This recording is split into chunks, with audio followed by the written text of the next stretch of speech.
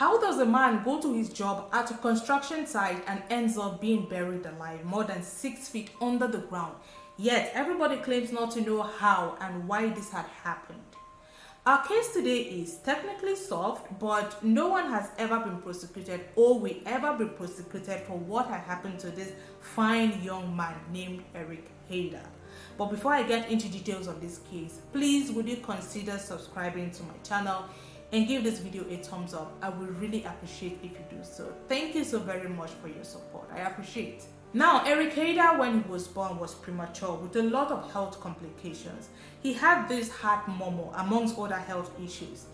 He was very frail looking and he was so tiny he wasn't expected to survive. But being a fighter that he was, he survived against all odds. But growing up wouldn't be so easy for him, He was deaf in one ear and he struggled through physical therapy most of his childhood as a result of the complications from his premature birth.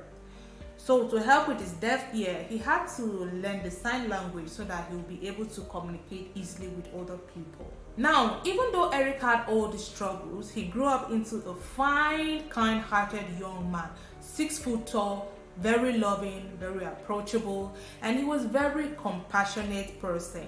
He wanted more in life, but physically he wasn't as strong as he wanted to be. His heart continued to give him issues, and by the time he was in his 20s, he had had multiple strokes, yet he never gave up.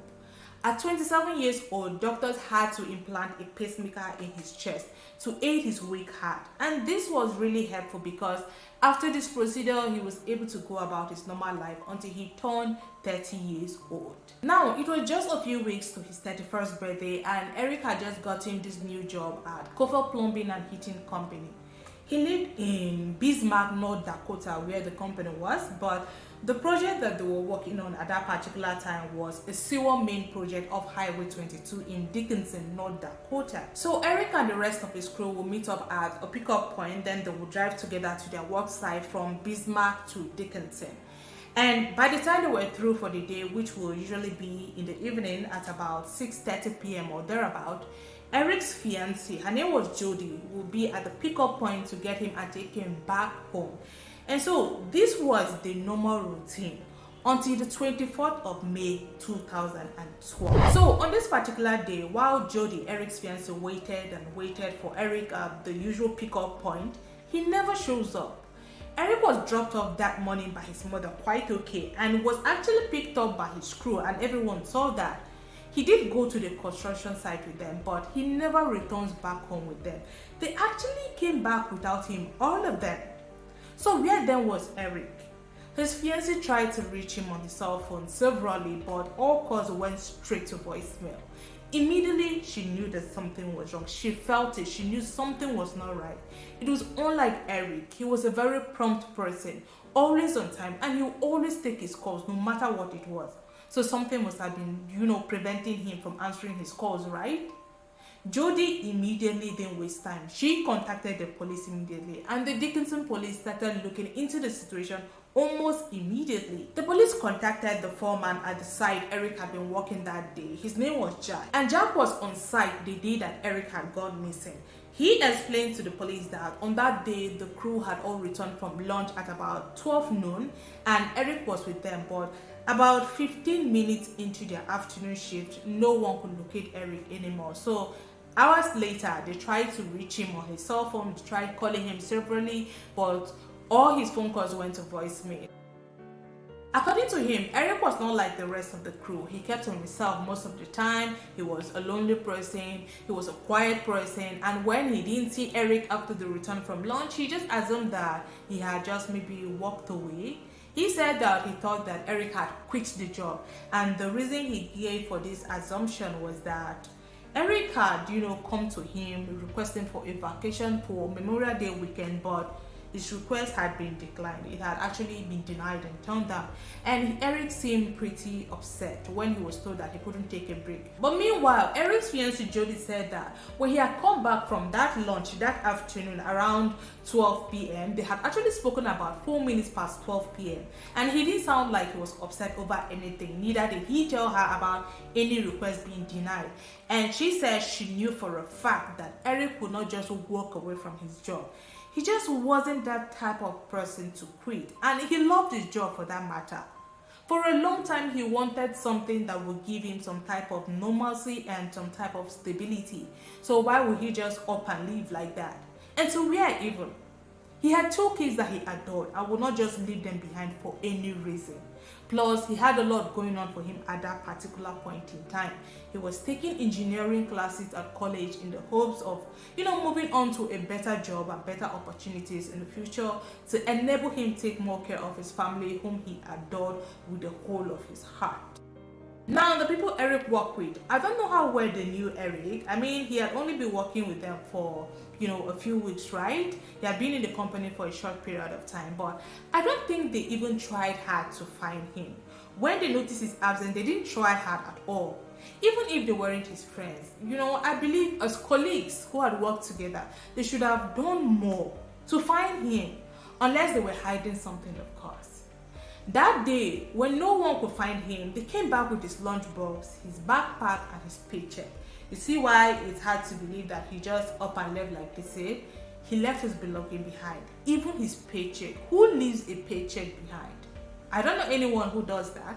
Eric's mother, Mary Ellen, was heartbroken when he disappeared into thin air. The last time she saw her son was when she had dropped him off at the pickup spot, and it was very sad for her to think that after all the struggles that Eric had gone through, he would just come and disappear into thin air like that. Just disappear from the face of the earth, vanish like that. The thought of losing him was just too much for her to bear. This was her worst fear ever since she almost lost Eric as a baby. She was always afraid of losing him, and now she has, and she was heartbroken. In the meantime, the police were interviewing and questioning everyone who worked with Eric on that particular site on that particular day that he vanished. They told the police that Eric was working to seal a pipe, and he was last seen going in and out of the trenches, collecting the tools that he needed to do his job. The rest of the crew, after the launch, had started to backfill the holes they had dug initially. And the particular person who was assigned to backfill this hole said that he was in the loader at exactly 14 minutes past 12 p.m. picking up sand and filling back the holes. But later on, it was discovered that he had lied. He had actually taken a call at exactly 14 minutes past 12, and that call had lasted several minutes. So my first question is, was he only trying to cover up the fact that he had been taking calls instead of doing his job at that particular time, or he had something else to hide? Do you understand what I'm trying to say? Or maybe he wasn't paying attention and he had backfilled the trenches with Eric in it while he was on the phone and not concentrating. Anyways, the police were told that no one noticed Eric had gone missing until about 1:30 p.m. when the foreman tried to call his cell phone. So the police tried to ping Eric's phone, during the investigations, and it showed up on the cell phone towards in the area that the construction was taking place. That's the construction site.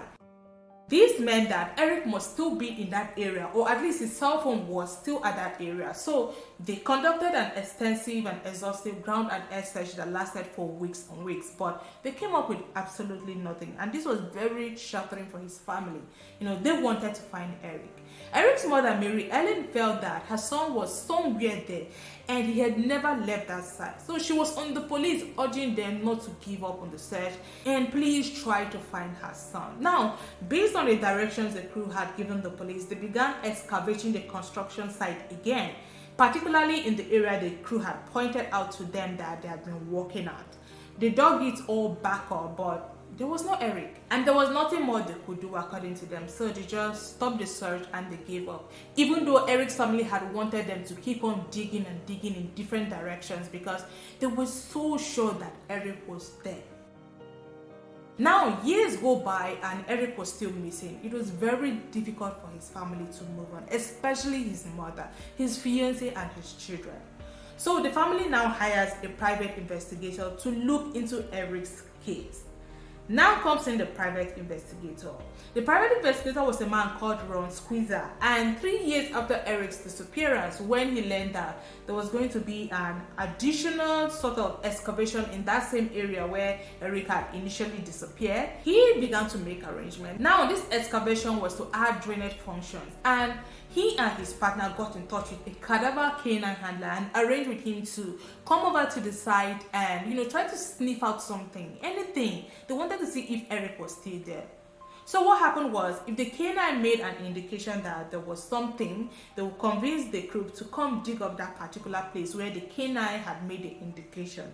It was while they were doing this and they were digging that they discovered a red hand glove that contained human remains.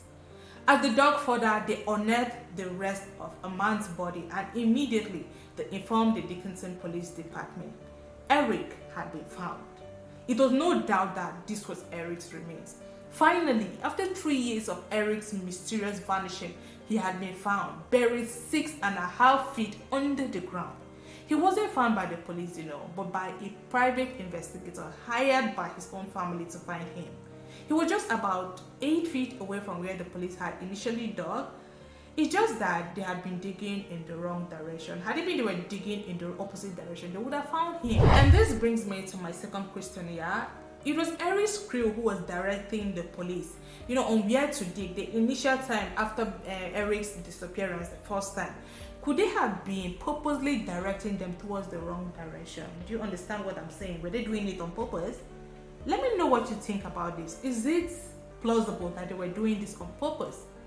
The police, reacting to why they couldn't find Eric when he was just 8 feet away, said that, they were led to believe that that particular portion where Eric's remains were now found had been backfilled even before he disappeared. And that was why they didn't dig that place. So do you understand? Are you relating this to the question that I asked earlier? When Eric's body was found, they also found his wallet and his cell phone. His body was actually facing a water pipeline. That's the same pipeline that Eric's crew had been installing when he vanished into thin air. He was in a squatting position, bending over to the front part of his body. So I want you to take a minute to picture Eric squatting and walking on a pipeline with his tools. Then, bam, death was poured over him and he didn't have a chance at all.